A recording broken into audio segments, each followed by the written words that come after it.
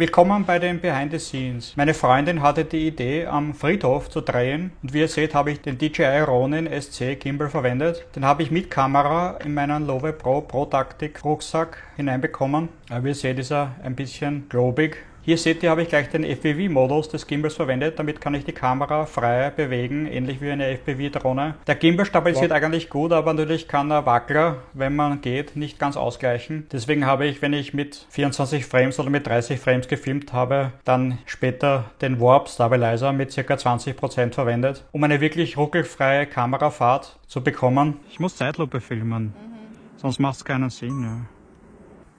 Okay, Rolling. Vor allem in der Nähe ist ein Gimbal nicht so ruhig wie ein Slider. Ah, warte, du kannst da zeigen die Buchstaben und ich mit dem Finger, warte. Zeig so mit dem Finger die Buchstaben und ich mache da so Push away. Da alles so spontan war, hatte ich mir keine Geschichte überlegt. Die Rollachse ist beim Gimbal ein bisschen nach unten versetzt, deswegen hat man auch relativ ungehinderten Blick auf den Kamerabildschirm. Diesen Teil habe ich dann mit 120 Frames gefilmt in 1080p. Da habe ich dann überhaupt keine Nachstabilisierung machen müssen. Diese Aufnahmen schauen, finde ich, am eindrucksvollsten aus. Vorne am Objektiv habe ich einen verstellbaren ND-Filter montiert, damit ich mit großer Blende filmen kann und der Hintergrund schön unscharf wird. Ich finde, das schaut besonders, wenn ich aus der Nähe gefilmt habe, sehr eindrucksvoll aus. Der einzige Nachteil ist, dass das Bild ein bisschen einen wärmeren Ton bekommt.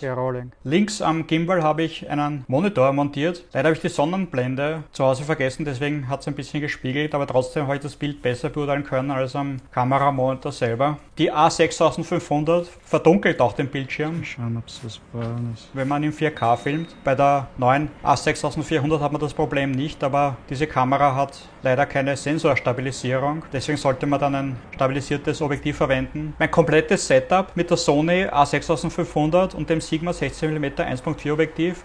Don't move. Den Gimbal und dem Mini-Stativ wiegen 2290 Gramm. Deswegen verzichte ich, wenn es geht, auch auf den externen Kameramonitor. Deswegen halte ich ihn meistens mit beiden Händen, um eine möglichst ruhige Kamerafahrt zu bekommen. Zum Verreisen ist der Gimbal vielleicht einen Tick zu schwer.